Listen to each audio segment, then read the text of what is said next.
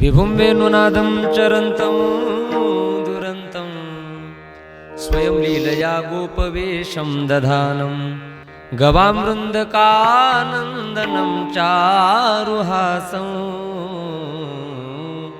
परब्रह्मलिंगं भजे पांडुरंगं पांडुरंगा कुरु प्रथम नमन दुसरे चरणा संतांची या त्यांच्या कृपादाने कथेचा विस्तारू बाबाजी सद्गुरुदास तुका कृष्णाय वासुदेवाय हरये परमात्मने प्रणतक्लेशनाशाय गोविंदाय नमो नमः। कृष्ण माझी माता, कृष्ण माझा पिता, बहिणी बंधू चुलता, कृष्ण माझा अतुलित बलधाम हेमशैलावदेहं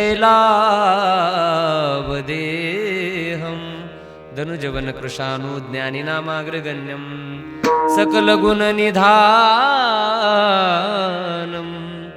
वानरानामधीशं रघुपति प्रिय भक्तं वातजातं नमामि। शरण शरण हनुमंता तुम्हा आलो रामदूता, काय भक्तीच्या त्या वाटा मज दावाव्या सुभटा, मस्तक हे पायावरी वारकरी संतांच्या।